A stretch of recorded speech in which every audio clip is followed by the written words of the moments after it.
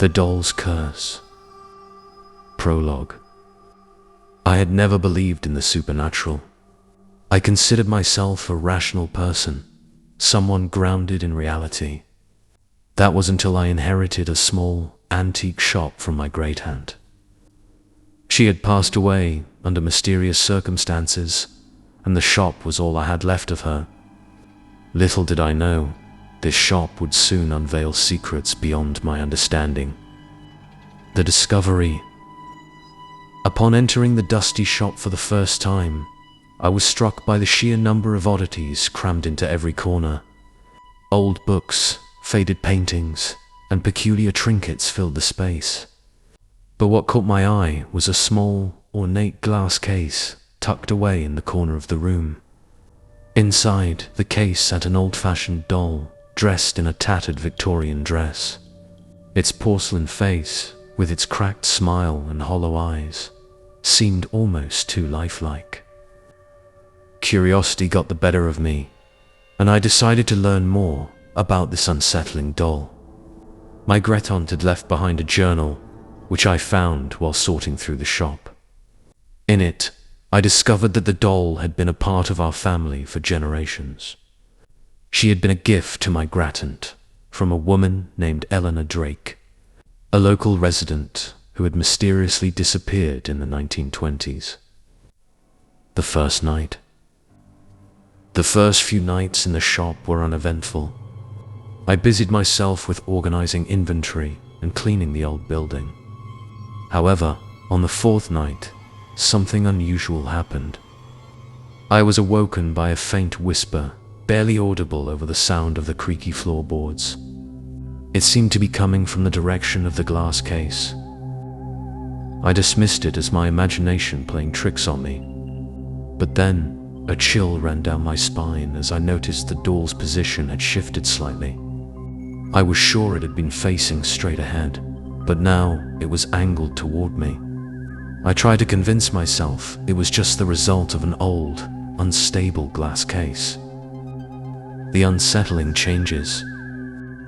The days that followed were marked by strange occurrences.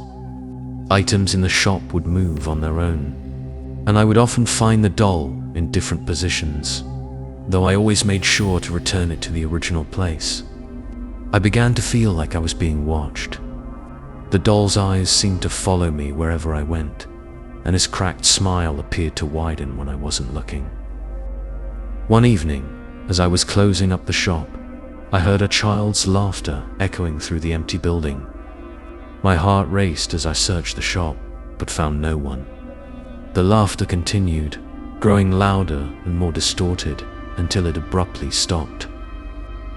The journal's revelation. Determined to understand what was happening, I delved deeper into my great-aunt's journal.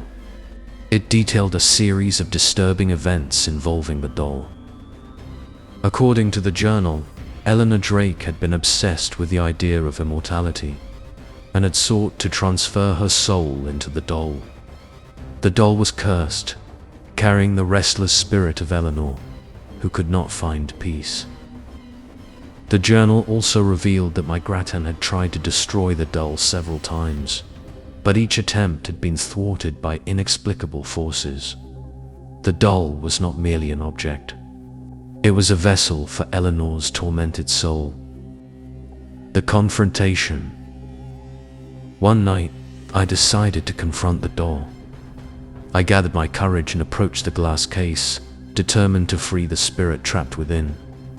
I whispered into the darkness, "Eleanor Drake, I know your story.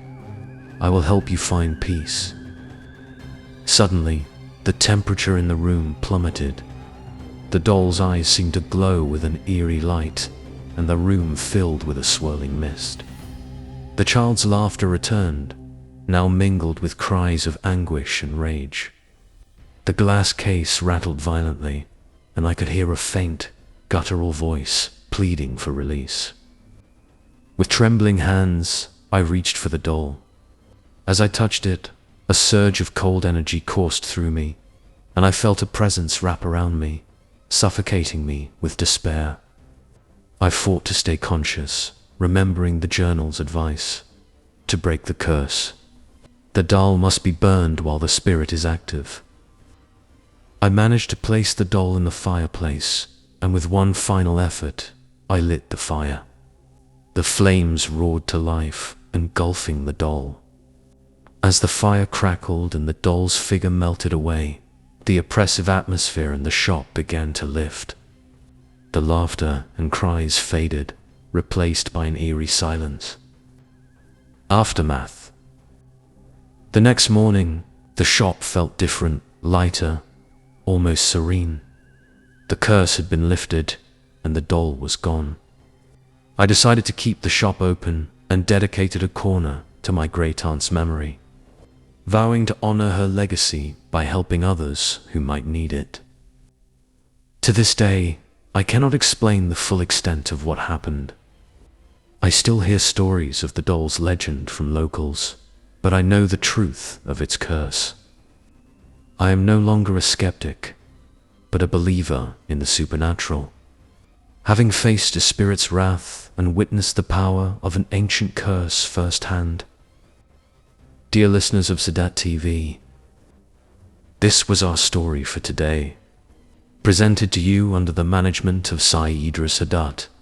Until I return with another video for your esteemed presence, I leave you in the protection of the Almighty. Have a great time.